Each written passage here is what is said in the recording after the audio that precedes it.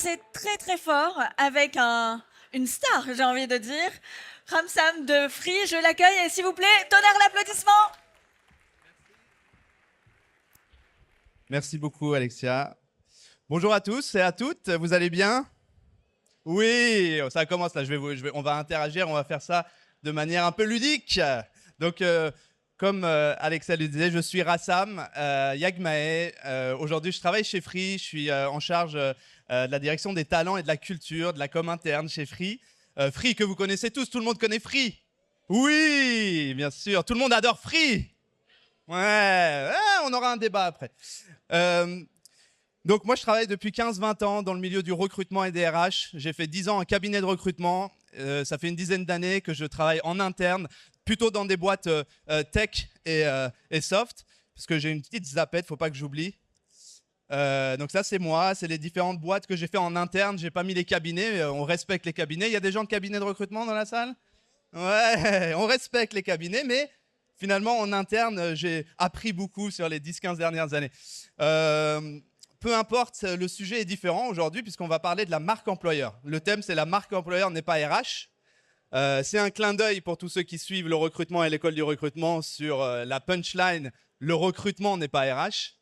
Et l'idée aujourd'hui, c'est de déplafonner un peu nos cerveaux et moi, à titre perso, vous donner quelques messages, adresser quelques messages, quelques convictions que je porte sur le sujet de la marque employeur. Est-ce que dans la salle, il y a des personnes dont le métier pur et dur, c'est de faire de la marque employeur? Je vois Axel là-bas que je connais, bien sûr.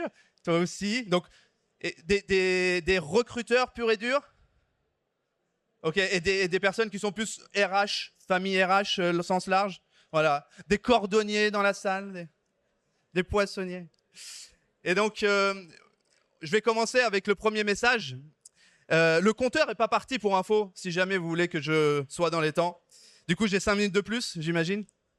Super, merci beaucoup. Le premier message, vous avez eu le temps de le lire. Il est assez direct. Si on n'arrive pas, et je vais dire un on à chaque fois parce que je ne vais pas désigner, si on collectivement, on n'arrive pas à apporter, et notre job, notre travail n'apporte pas de la valeur ajoutée business, on n'existe pas pour le business. Et in fine, on sera les premiers, si notre job consiste à faire des beaux sites carrières et de réécrire des job desks ou des offres d'emploi, on sera les premiers à être licenciés, virés, quand ce sera l'heure de se faire virer. C'est un peu radical, mais ce que je veux dire par là, c'est que, bien sûr, on a des clients internes qui sont le recrutement quand on fait de la marque employeur. On doit travailler avec le recrutement. Et d'ailleurs, on doit travailler, de mon point de vue, beaucoup plus concrètement. Je vois encore trop souvent des équipes marque employeur qui font des super belles campagnes, qui font des super sites. Et après, tu as des équipes de recruteurs entières qui, au téléphone, ne parlent pas du tout de ce site, ont leur propre pitch qui marche très bien aussi et qui parfois match mieux les attentes des candidats. Et donc déjà, avec l'équipe de recrutement qui sont vos premiers clients internes, je pense qu'il y a de l'optimisation à faire. Mais passons, parce que ça pour moi c'est la même famille, on va dire RH, et la marque employeur serait quand même RH dans ce cadre-là. Je parle du marketing et de la com. Nos amis, il y a des gens de la com dont le métier c'est de faire de la com et du marketing? Non? Oui? Ok. Moi, c'est les gens avec qui je m'embrouille le plus souvent parce que je prends trop de place, j'essaie de faire un peu trop leur métier, etc. On a besoin de s'aligner à chaque fois. Un gros big up aux équipes communication et marketing de Free avec qui je m'entends par contre très bien. Et pourquoi je dis ça? Parce qu'en fait, eux, leur métier, c'est quoi? Ils travaillent à vendre des solutions, des fonctionnalités, une marque. Et nous, on raconte l'histoire des gens qui font ces fonctionnalités, ces features, ces marques. Et ce n'est pas une question que c'est plus important, moins important, c'est complémentaire. Et donc, une fois qu'ils ont compris qu'en fait, la marque et les utilisateurs sont la même histoire, on commence déjà à pouvoir parler sur un pied d'égalité avec le même niveau d'indicateur. Il y a également la finance, les investisseurs. Eux, ils veulent avoir de la perf, des chiffres. Mais moi, à titre personnel, une de mes convictions, c'est que la culture dépasse la stratégie. La culture, on peut avoir le meilleur plan business plan du monde, on peut prendre les meilleures décisions. Si les gens, entre nous, dans une équipe, on doit… la stratégie, c'est de faire de ce talk un moment incroyable avec beaucoup d'énergie. Si individuellement, je suis incapable de m'identifier à vos histoires, de communiquer, de me connecter avec mon audience, j'aurais pas réussi. Et ça fait la partie de la culture de mon talk versus la stratégie de mon talk. Et donc, eux, quand tu leur parles, ils comprennent. Et en fait, de plus en plus, j'ai eu l'occasion, il y a une semaine, de faire un talk spécial devant des investisseurs chez Free. Et je peux vous dire que savoir ce qui est différenciant dans la culture de chez Free, ça les intéresse vraiment, de plus en plus. Donc, on peut considérer que les investisseurs, les DAF, s'intéressent aussi à la culture. Et j'ai mes petites notes parce que je suis déjà en retard comme d'hab, mais je veux être sûr que je n'oublie pas quelque chose d'important. C'est la valeur ajoutée. On parle souvent de valeur ajoutée. Je voulais juste faire un cadre sur ce que j'appelle la valeur distinctive. Tout le monde veut paraître cool quand on fait de la marque employeur. Tout le monde veut paraître bien, être perçu comme un employeur de choix, être grosso modo cool.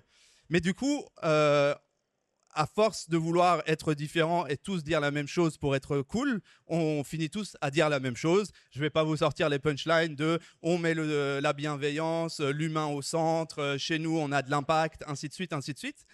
Et la valeur distinctive, en fait, c'est d'essayer de trouver qu'est-ce qui définit vraiment notre culture à nous. Et parfois, c'est peut-être pas le truc le plus cool à dire. Et après, bon, c'est là où il y a un travail de communication aussi dans la marque employeur, où il faut rendre ce message attractif et le plus vrai possible. À titre d'exemple, je pense que la mission, en fait, pour résumer cette première conviction, c'est qu'il y a 3 axes pour moi à retenir.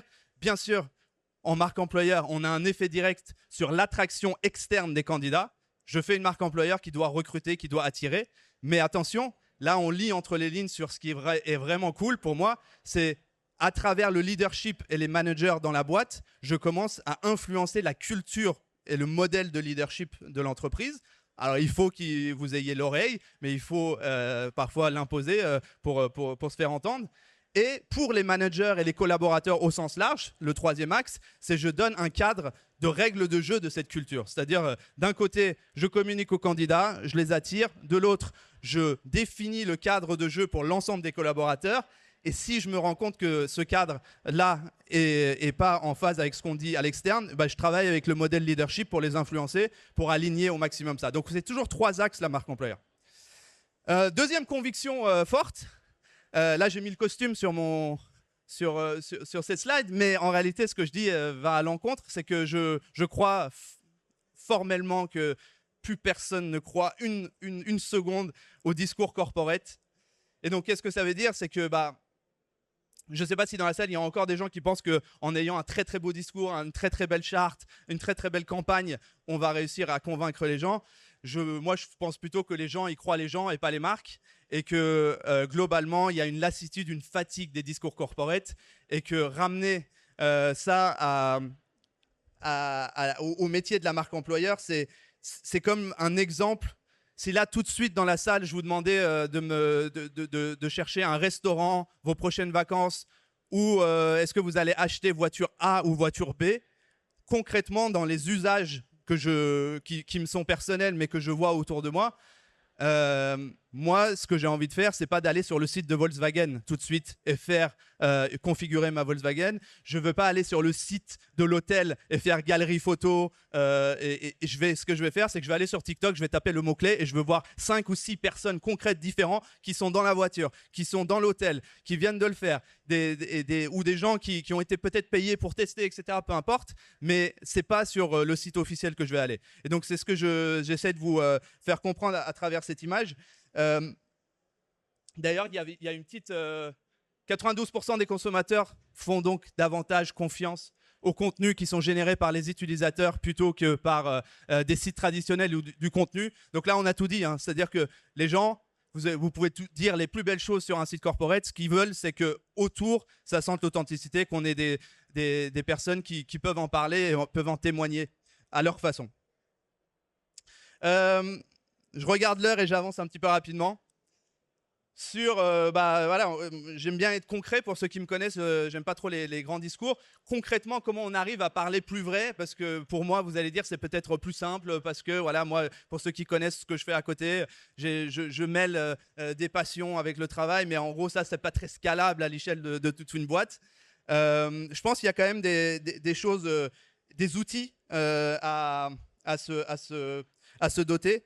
Il y a deux conditions si on veut quand même commencer à aller dans cette voie et l'outil que je vais vous présenter. C'est l'authenticité. Donc l'authenticité, c'est pas toujours dire tout ce qu'on pense, c'est pas être 100% vrai, c'est de se rapprocher le plus possible de la version la plus honnête de ce qu'on sait versus ce qu'on peut dire. Et le deuxième point, c'est le lâcher prise. Et ça, je peux vous dire qu'on est très très loin encore, même dans les boîtes les plus cool, même dans les gens qui se sentent bien dans leur basket comme moi. Le lâcher prise, c'est ce qui est la pensée limitante la plus forte et la plus folle que j'ai pu voir dans ce chemin que je vais exposer. Le chemin qui est donc l'employee advocacy. Ça vous parle à doigt levé comme ça, à main levée? Donc l'employee advocacy, c'est pour prendre la définition en français, l'ambassadora collaborateur, quand des employés représentent et promeuvent leur entreprise de manière authentique et partagent leur expérience et ses valeurs, notamment sur les réseaux sociaux. Et donc les réseaux sociaux, en l'occurrence, a une part de plus en plus importante, notamment sur LinkedIn pour ma part, et j'y crois assez fort. Mais avant de vous parler de ce qu'on a pu faire justement sur les réseaux sociaux et LinkedIn, notamment chez Free sur ces derniers mois, je voulais continuer à partager peut-être un petit peu plus une histoire personnelle. C'est que pour moi, tout a commencé avec la tech. Comme je vous l'ai dit, j'ai bossé principalement toute ma vie dans la tech. Que ce soit en cabinet de recrutement, j'ai recruté en IT, des développeurs, des DSI, des CIO.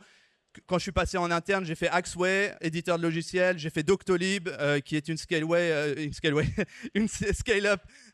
évidemment, dans la santé, mais qui est avant tout une boîte tech.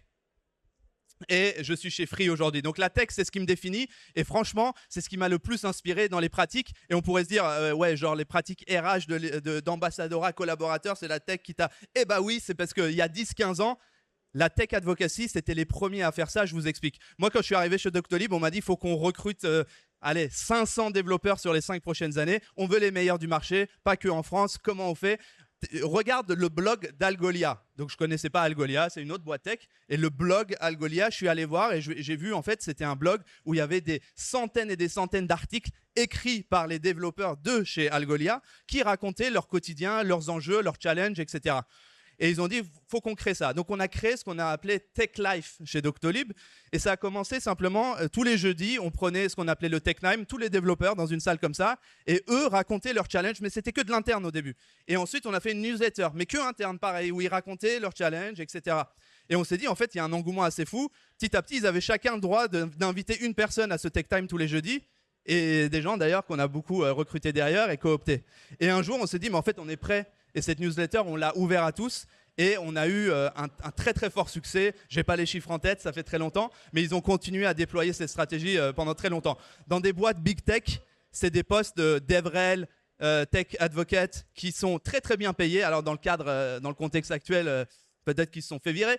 Mais globalement, c'est des postes hyper stratégiques. Et c'est des personnes qui en fait ont compris exactement la même chose sur les 3 axes que je citais avant. C'est que quand tu écris un blog comme ça, oui, bien sûr, tu vas recruter des gens parce qu'il y a d'autres développeurs qui se sont dit, si un très bon développeur a décidé d'aller bosser là-bas, c'est qu'a priori, il a compris des choses et que j'ai même pas besoin de trop aller sur le site internet. Si lui, qui est très bon et que je connais, est là-bas, j'ai capté les bails. Et en plus, j'ai lu des challenges techniques qui m'intéressent. Donc ça, oui, pour l'interne. Mais en réalité, quand on a fait Tech Life, on a créé les valeurs tech, une espèce de sous-culture tech dans la boîte où il y avait déjà des valeurs dans la boîte Doctolib. Et en fait, ces valeurs-là, c'est ce qui a été le fameux, ce que je vous disais, les règles du jeu en fait pour tout le monde. En fait, quand tu travailles à la tech chez Doctolib, c'est comme ça qu'on fait les choses. C'est pas juste les faits, c'est la façon, la manière dont on les fait, c'est comme ça. Et le troisième point, in fine, c'est qu'on a une influence sur le leadership. Bien sûr, parce qu'il y a plein de choix qu'on a fait sur le remote, sur les salaires, etc., dans le modèle de leadership qui n'aurait pas été possible si on n'avait pas pris le sujet par la tech en l'occurrence. Donc c'est ce que je veux dire quand je parle d'employee advocacy est arrivé par la tech, parce que je pense que trop l'oublie aujourd'hui sur ces métiers, et je voulais leur faire un petit big up. 4e ou 5e conviction, je ne sais plus lequel c'est, je crois très fortement sur le fait que la marque employeur se fait manger, éclater au sol par la marque métier et la marque manager. Je m'explique. Si je rêve de bosser chez Netflix, je peux effectivement faire tout ce que je peux pour rentrer chez Netflix, et je peux faire le pari que je vais tomber sur un bon manager dans une bonne équipe.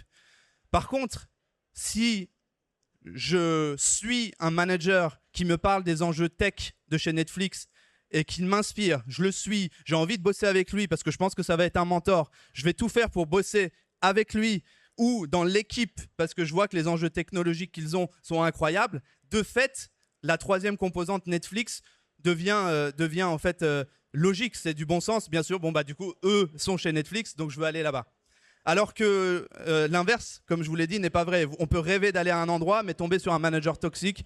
On peut tomber sur une équipe médiocre qui ne te pousse pas à te dépasser. Et en fait, tu ne vas pas rester hyper longtemps. C'est pour ça que je dis aujourd'hui, la marque métier et la marque manager est plus importante que la marque employeur. Et c'est pour ça qu'il faut... c'est pour ça, j'ai encore 5 minutes, je crois. Mais on va faire un peu vite. Et c'est pour ça que l'employee advocacy... c'est un outil incroyable et on va en parler. Si tout est validé PS par la com, ce n'est plus authentique. Si tout est validé par la com, ce n'est pas authentique. S'il y a des boucles de mail à chaque fois où il y a un tampon de la com ou d'un manager avant que ce soit posté, ce n'est pas 100% authentique. Il ne faut pas tout le temps que ce soit 100% authentique, mais c'est un petit rappel. Juste dans vos modes de workflow, de process, si à chaque fois il y a la com quelque part, c'est peut-être qu'il y a un truc. Ça, c'est un screenshot, mais je vais vous montrer un truc un peu plus dynamique. J'ai peu de temps, malheureusement, pour en parler, mais je vous invite à aller sur le site être-free.fr. C'est la campagne marque employeur, la première après 25 ans que Free a voulu faire. Et je regarde Céline Polo, qui est la DRH de Free, qui a quitté Free il y a environ 1 an et demi, mais qui était là quand on a lancé ces projets, qui aujourd'hui travaille sur un projet personnel, le temps RH. D'ailleurs, je fais un petit big up pour ceux qui veulent se faire accompagner par Céline Polo. Le site est live. Et une partie de l'équipe, Anissa, Sarah et Axel, qui a activement travaillé aussi sur cette campagne avec nous. Là-dessus, on a voulu, pareil, encore une fois, tout n'est pas parfait, il y a plein de choses que je dis là aujourd'hui qui ne sont pas parfaits là-dessus, mais d'être le plus vrai possible et ludique. Et c'est un espèce de scroll infini, un peu comme quand on est sur les réseaux sociaux, où une fois qu'on est sur le site, ce n'est pas un site d'emploi, c'est un site de contenu, où on peut voir à travers différentes cartes des punchlines, les valeurs, mais aussi des vrais managers, des vraies personnes qui s'expriment sur les différents sujets. Il y a des surprises, etc. Donc c'est vraiment un peu plus le scroll infini à la Netflix ou à la TikTok, plus qu'un site carrière. On avance. J'ai 1 minute pour montrer cette vidéo. S'il y a du son, c'est encore mieux. On est fiers d'être Free. Vas-y, suis-moi. Lancement de la campagne marque employeur chez Free. Ça va être le feu. Faut rester free, faut rester frais. Cette campagne a Si on été peut mettre réalisée plus fort, avec des c'est- vrais collaborateurs de chez Free. Enfin, on m'a suivi toute la journée dans mon quotidien au boulot, tout simplement. J'ai développé le site et c'était vraiment une super expérience de développer quelque chose d'entièrement nouveau qui casse un peu les codes, qui correspond vraiment à l'image de Free. Eh ouais, on a demandé à tous les collaborateurs de nous raconter sur LinkedIn pourquoi ils étaient libres chez Free. On s'attendait pas à autant de postes. 21 pages de postes quand même. Moi, j'aime bien les petits témoignages, un peu émotion et tout. Non, j'ai pas LinkedIn malheureusement. Le concours t'intéresse pas? M'intéresse ça. Tu n'es pas corporate? Regarde avec qui je suis. Tu savais dès le début que tu voulais faire un post? Je me suis un peu inspiré et puis je me suis dit, en vrai, pourquoi pas raconter aussi un peu mon histoire chez Free. Je crois qu'on a cassé LinkedIn. Bon, moi, j'entendais rien ici. J'espère que vous avez entendu les paroles. Bon, c'était juste, on a fait un concours LinkedIn où tous les collaborateurs de la boîte pouvaient participer. On a monté un programme d'ambassadeurs où on forme aux pratiques de la prise de parole sur LinkedIn une 30aine de collaborateurs. Et donc, on les aide à déployer nos messages, mais encore une fois, avec le moins de validation pour qu'ils soient libres dans cette parole. Donc, 3 ingrédients pour que ça marche. Il faut que ce soit sur le programme un programme d'ambassadeurs. Il faut que ce soit sur la base du volontariat. On ne peut pas obliger quelqu'un à faire des posts sur LinkedIn ou devoir être ambassadeur de sa boîte. De choisir des personnes qui représentent tous les métiers, toutes les diversités de votre boîte et de les accompagner potentiellement avec un programme. Je crois fortement dans l'avenir que chacun d'entre nous deviendra son propre média, chaque entreprise deviendra son propre média. Je crois de moins en moins dans tous les job boards où il faut aller actualiser sa petite page et mettre dans leur monde, notre monde. Il faut qu'en termes de référencement et de SEO, on soit nous-mêmes nos propres médias. J'avais beaucoup de choses à dire là-dessus, mais je vois les yeux d'Alexia et j'avance.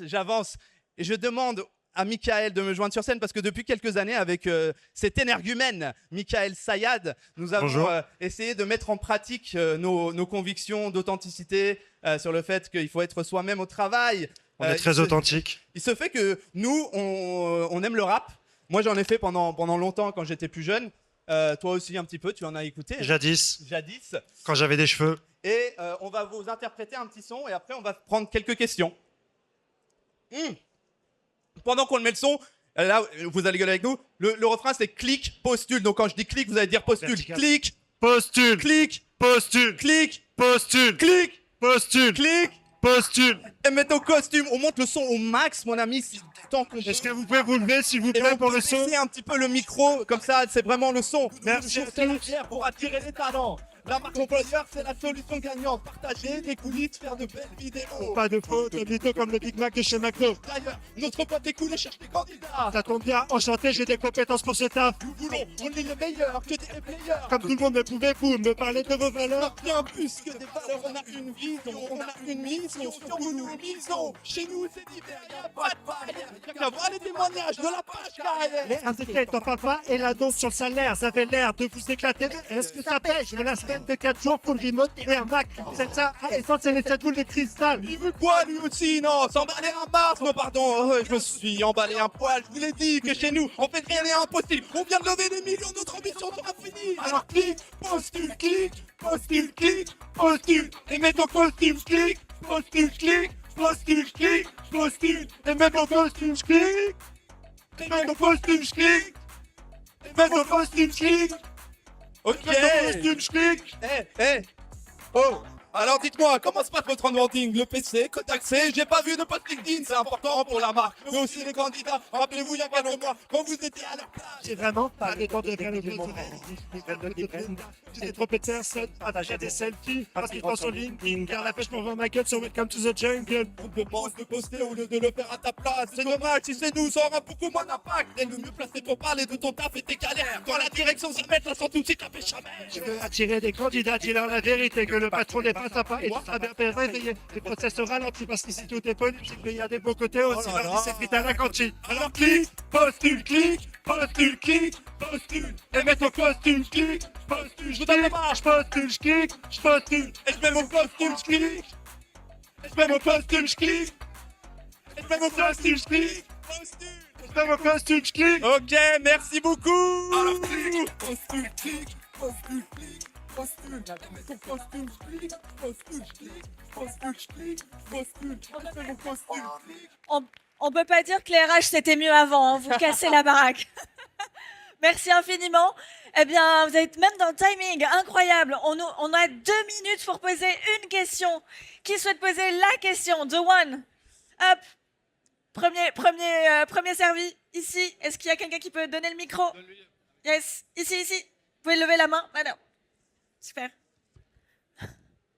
Bonjour, alors j'avais une question. Vous avez parlé de modèle de leadership et je souhaitais avoir votre définition pour Free. Du coup. Alors, le modèle de l'échantillon, je pensais que c'était une définition au sens large.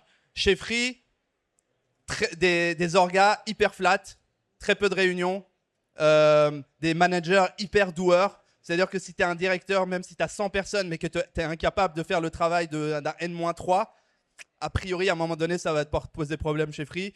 Tu ne devrais pas avoir peur du chaos. Le chaos doit plutôt te rendre excité que frustré. Il n'y a pas une incroyable, intention sur le geste RH.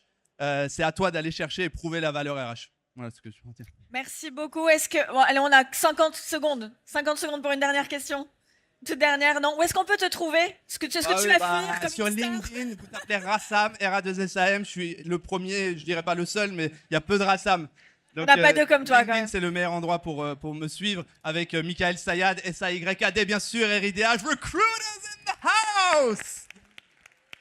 Merci beaucoup. Merci beaucoup. Merci pour votre patience. Merci. Bah écoutez, c'est la fin de cette conférence show, j'ai envie de dire.